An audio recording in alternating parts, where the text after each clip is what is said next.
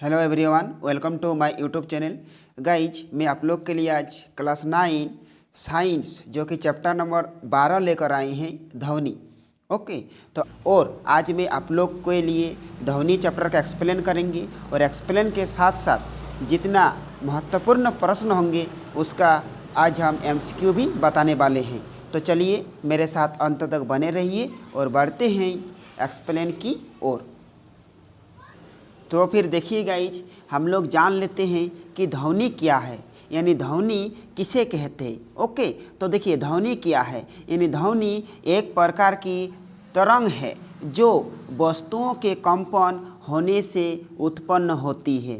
ध्वनि को एक जगह से दूसरे जगह तक जाने के लिए माध्यम की ज़रूरत होती है। ध्वनि जैसे ठोस, द्रव एवं गैसों के माध्यम से सफ़र करती है। ओके, फिर आते कि ध्वनि निर्वात में सफ़र नहीं करते हैं। ध्वनि हमें एक दूसरे से बातचीत करने में मदद करते हैं। ओके, अब हम लोग जान लेते हैं कि ध्वनि के गुण क्या क्या है। देखिए, ध्वनि के गुण में आपका आ जाएंगे आवृत्ति और आयाम। ओके, तो हम लोग जान लेते हैं कि आवृत्ति किसे कहते हैं। देखिए, किसी वस्तु का कोई कण एक सेकंड में जितना कंपन करता है उसे आवृत्ति कहते हैं। और आवृत्ति को Hz यानी हर्ट्ज से मापा जाता है, या फिर आवृत्ति का SI मात्रक हर्ट्ज या Hz होते हैं। अब हम लोग जान लेते हैं आयाम। देखिए, आयाम यानी कंपन करते कण के अधिकतम विस्थापन को आयाम कहते हैं। कंपन करते कण के अधिकतम विस्थापन को आयाम कहते हैं। अब हम लोग जान लेते हैं कि ध्वनि के लक्षण। ओके, चलिए, तो देखिए ध्वनि के लक्षण 3 प्रकार के होते हैं। फर्स्ट नंबर तीव्रता या प्रबलता, सेकंड नंबर तारत्व और थर्ड नंबर गुणता। ओके, तो हम लोग जान लेते हैं कि प्रबलता या तीव्रता के बारे में।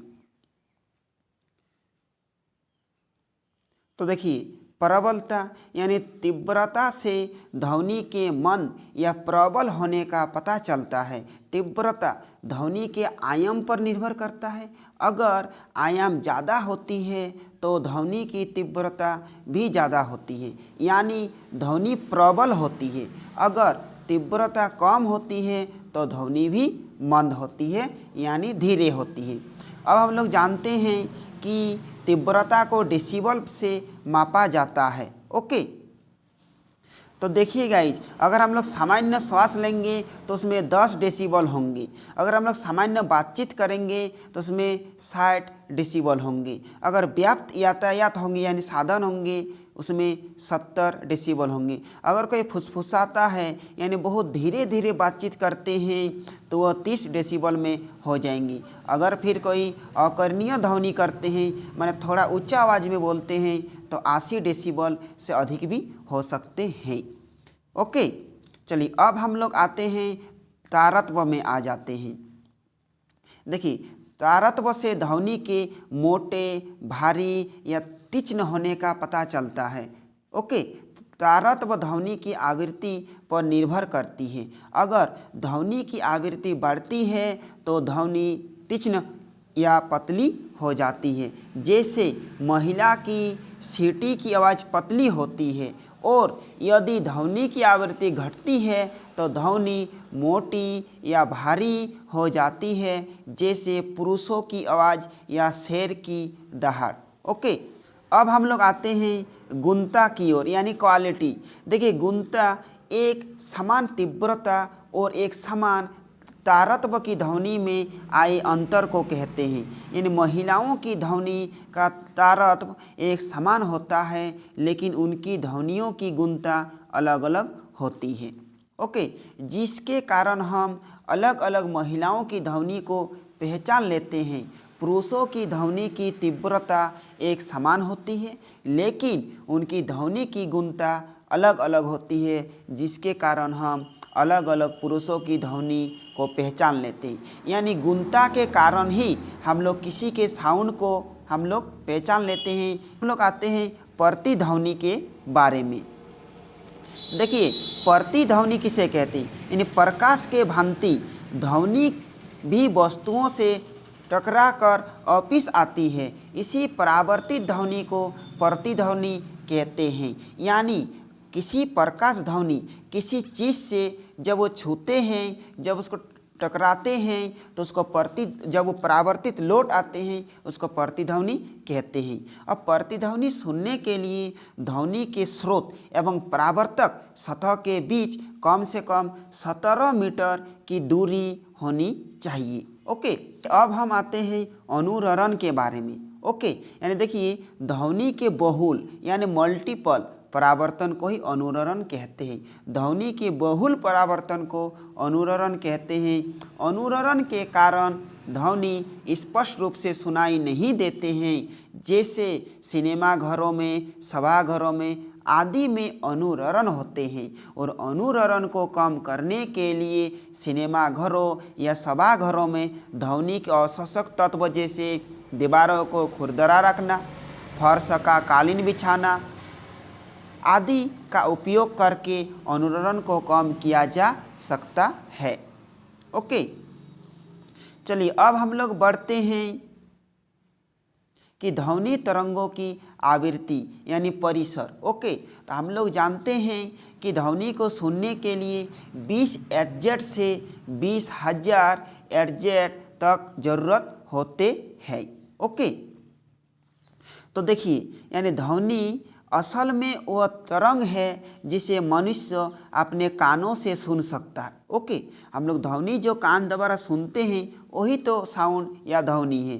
तो लेकिन कुछ ऐसी भी ध्वनि होती है जिन्हें मनुष्य सुन तो नहीं सकता है, लेकिन अन्य जीव जंतु सुन सकते हैं। इसीलिए सभी जीव जंतुओं के लिए ध्वनि तरंगों का आवृत्ति परिसर एक समान नहीं होता है।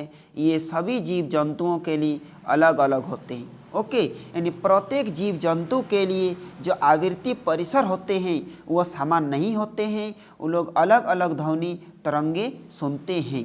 तो ध्वनि तरंग 3 प्रकार के होते हैं। देखिए, फर्स्ट में आपका हो गया श्रव तरंगे, उसके बाद अश्रव तरंगे, और थर्ड में है पराश्रव तरंगे। तो हम लोग एक एक करके जान लेते हैं कि किस ध्वनि का कितना HZ तक सुन सकते हैं। तो देखिए, फर्स्ट में हम लोग आ जाते हैं श्रव ध्वनि। तो देखिए, इन ध्वनि तरंगों को मनुष्य सुन सकता है। ओके, और इन तरंगों की आवृत्ति 20 हर्ट्ज से 20,000 हर्ट्ज यानी HZ होते हैं। अब देखिए 2 नंबर में अवसरव तरंगे। ओके, तो अब देखिए हम लोग 2 नंबर अवसरव तरंगे, यानी अवसरव तरंगे इन ध्वनि तरंगों को मनुष्य नहीं सुन सकते हैं। जैसे गेंडा, हाथी, बाघ आदि जानवर इन तरंगों को सुन सकते हैं, क्योंकि इन तरंगों की आवृत्ति 20 हर्ट्ज से कम होती है। 20 हर्ट्ज से कम होने के कारण मनुष्य नहीं सुन पाते, क्योंकि मनुष्य को सुनने की आवृत्ति 20 हर्ट्ज से 20,000 हर्ट्ज होना चाहिए। ओके, तभी मनुष्य सुन पाएंगे। अब हम लोग 3 नंबर में आ जाते हैं पराश्रव तरंगे। ओके, देखिए, इन तरंगों को भी मनुष्य सुन नहीं पाते हैं। इन तरंगों को भी मनुष्य नहीं सुन पाते हैं। कुत्ता, बिल्ली, चमगादड़, डॉल्फिन, चूहे आदि इन तरंगों को सुन पाते हैं, क्योंकि इन तरंगों की आवृत्ति 20,000 हर्ट्ज से अधिक होते हैं। ओके, यानी अगर आपको बोलेगा कि अवसरव तरंगे की आवृत्ति कितनी होते हैं, तो 20 हर्ट्ज से कम होते हैं, और पराश्रव तरंगे की आवृत्ति 20,000 हर्ट्ज से अधिक होते हैं, जिसके कारण मनुष्य न अवसरव तरंगे को सुन सकते हैं न पराश्रव तरंगे को सुन सकते हैं। मनुष्य सिर्फ सुन सकते हैं तो श्रव तरंगे सुन सकते हैं। ओके, अब हम लोग आते हैं कि तरंग दैर्घ्य किसे कहते हैं, यानी तरंग दैर्घ्य से आप क्या समझते हैं। देखिए, किन्हीं 2 निकटवर्ती श्रृंगों अथवा गर्तों के बीच की दूरी को यह एक दोलन पूरा करने में तरंग द्वारा चली गई दूरी को तरंग दैर्घ्य कहते हैं। यानी किन्हीं दो निकटवर्ती कोई वस्तु या फिर कोई बीच की दूरी हो या एक दोलन पूरा करने में तरंग द्वारा चली गई दूरी को तरंग दैर्घ्य कहते हैं। अब आवृत्ति से आप क्या समझते हैं? 1 सेकेंड में दोलनों की संख्या को आवृत्ति कहते हैं। ओके, अब हम लोग नेक्स्ट आ जाते हैं आवर्तकाल। यानी आवर्तकाल एक दोलन पूरा करने में लगा समय आवर्तकाल कहलाते हैं। एक दोलन पूरा करने में जितना समय लगता है उसे आवर्तकाल कहते हैं। अब आता आयाम। किसी तरंग के संचरण में माध्यम के कणों का संतुलन की स्थिति में अधिकतम विस्थापन को आयाम कहते हैं। किसी तरंग के संचरण में माध्यम के कणों का संतुलन की स्थिति में अधिकतम विस्थापन करने को आयाम कहते हैं। मतलब एक स्थान से दूसरे स्थान जितना स्पीड में जाएंगे उसको आयाम कहते हैं। अब देखिए हम लोग आते हैं कि तरंग गति क्या है। ओके, यानी तरंग गति से आप क्या समझती हैं? तो देखिए तरंग गति माध्यम से प्रगमन करता हुआ कंपन विक्षोभ है जिसमें दो बिंदुओं के बीच सीधे संपर्क हुए बिना एक दूसरे बिंदु को ऊर्जा स्थानांतरित करते हैं, उसे तरंग गति कहते हैं। तरंग गति माध्यम से प्रगलन करता हुआ कंपन विक्षोभ है जिसमें दो बिंदुओं के बीच सीधे संपर्क हुए बिना दूसरे बिंदु को ऊर्जा स्थानांतरित करते हैं, उसे ही तरंग गति कहते हैं। हम लोग जान लेते हैं कि विरलन किसे कहते हैं। जब कोई कंपमान वस्तु पीछे की ओर कंपन करती है तो इस वस्तु यानी इस प्रकार एक निम्न दाब का क्षेत्र उत्पन्न होता है, उसे विरलन कहते हैं और उसे आर द्वारा सूचित किया जाता है। जब कोई कंपमान वस्तु पीछे की ओर कंपन करती है और इस प्रकार का एक निम्न दाब का क्षेत्र उत्पन्न करता है, उसे विरलन कहते हैं। अगर आपको बोला जाए कि संपीड़न किसे कहते हैं, बस सेम इसका परिभाषा होंगे, सिर्फ आपको लिखना है यहाँ पर पीछे के जगह आपको आगे लिख देना है। ओके, यानी जब कोई कंपमान वस्तु आगे की ओर कंपन करती है और इस प्रकार का निम्न दाब का क्षेत्र उत्पन्न होता है तो उसे संपीड़न कहते हैं और संपीड़न को सी से सूचित किया जाता है। अब देखिए नेक्स्ट हम लोग आगे कि ध्वनि तरंगे क्या है, यह कैसे बनती है। देखिए ध्वनि को तरंग के रूप में जाना जाता है और तरंग एक विक्षोभ है जो कंपमान वस्तु द्वारा उत्पन्न होता है। यह तरंगे अनुदैर्घ्य तरंगे होती है।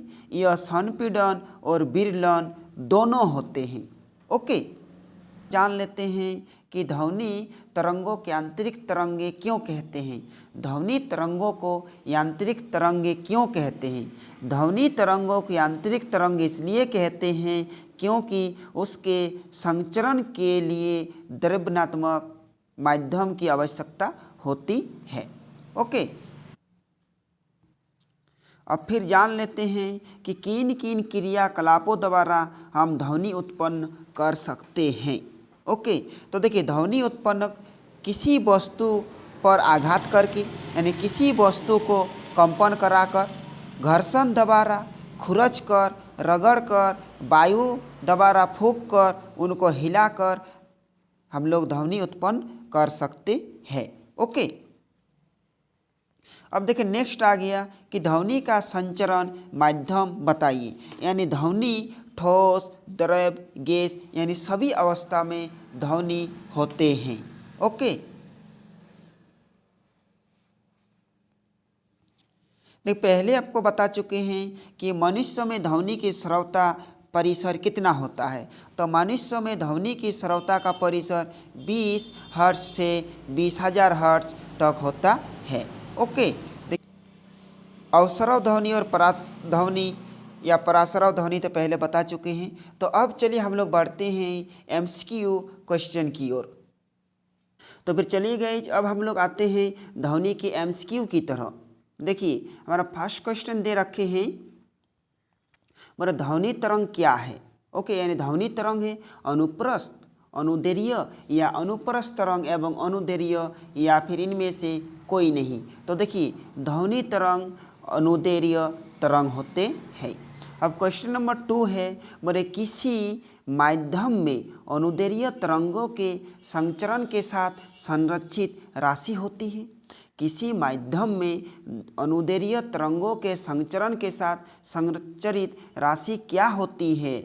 फर्स्ट नंबर पदार्थ होते हैं, ऊर्जा होते हैं, या ऊर्जा एवं पदार्थ, या फिर ऊर्जा पदार्थ एवं संवेग। तो आपका सही उत्तर हो जाएंगे ऊर्जा। अब नेक्स्ट प्रश्न 3 नंबर की ओर बढ़ते हैं। बोला किसी अनुप्रस्थ तरंग में शामिल होते हैं। किसी अनुप्रस्थ तरंग में क्या शामिल होते हैं? केवल शीर्ष, केवल गर्त, शीर्ष एवं गर्त दोनों, या फिर विरलन एवं संपीड़न। तब का राइट उत्तर हो जाएंगे केवल गर्त अनुप्रस्थ तरंग में शामिल होते हैं।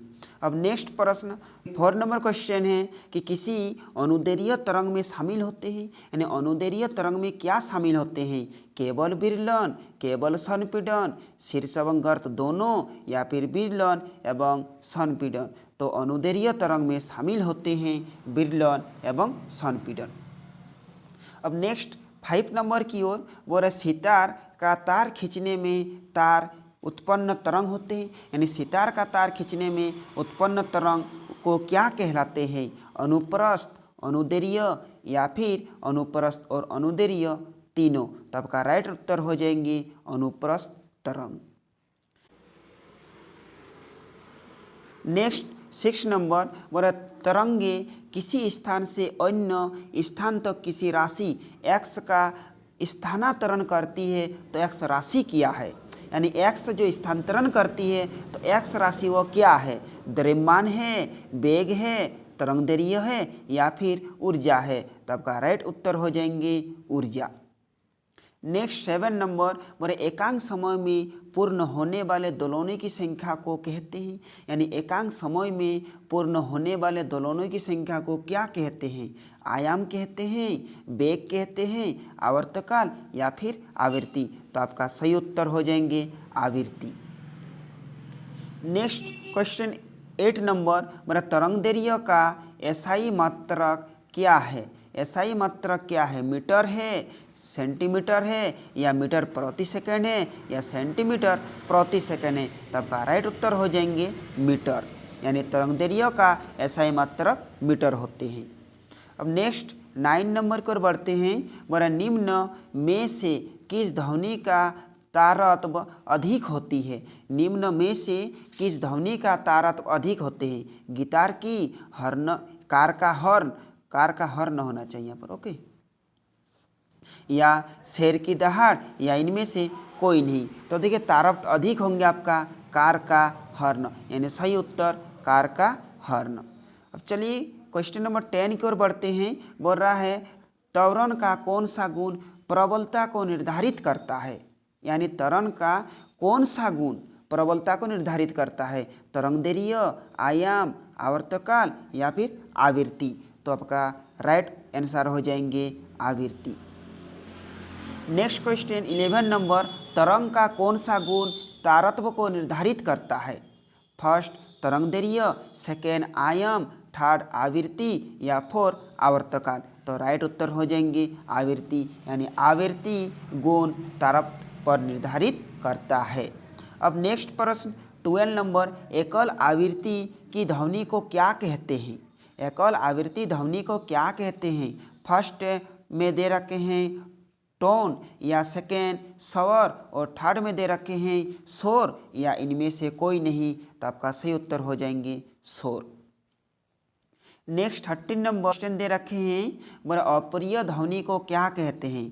टोन कहते हैं, स्वर कहते हैं, शोर, या इनमें से कोई नहीं। तो अप्रिय ध्वनि को शोर कहते हैं।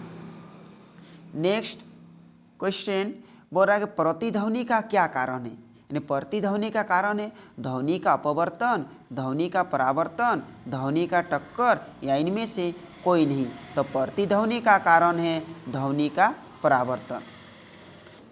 देखिए नेक्स्ट 16 नंबर, मेरा प्रतिध्वनि सुनने के लिए ध्वनि स्रोत एवं श्रोता के बीच न्यूनतम दूरी होनी चाहिए।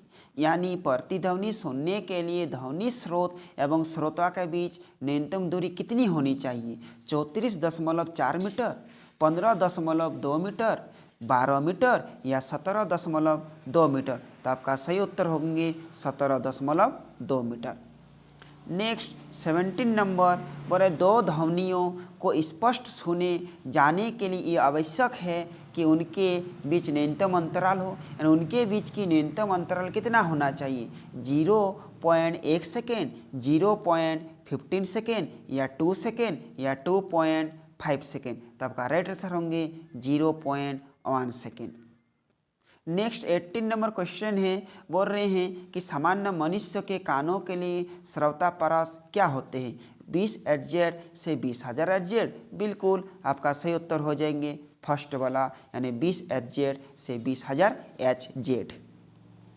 नेक्स्ट 19 नंबर 20,000 Hz से अधिक आवृत्ति वाले ध्वनि को क्या कहलाते हैं? और सरवध्वनि, प्रासरव ध्वनि, श्रवतापरास या फिर इनमें से कोई नहीं। तो 20,000 Hz से अधिक आवृत्ति को प्रासरव ध्वनि कहलाते हैं।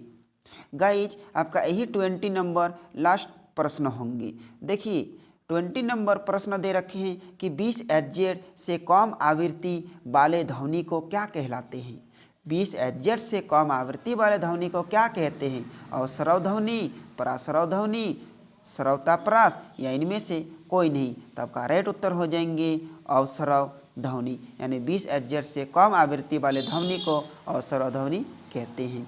तो गाइज आपका यहीं पर ध्वनि चैप्टर से एक्सप्लेन और जितना महत्वपूर्ण MCQ थे वो बता चुके हैं।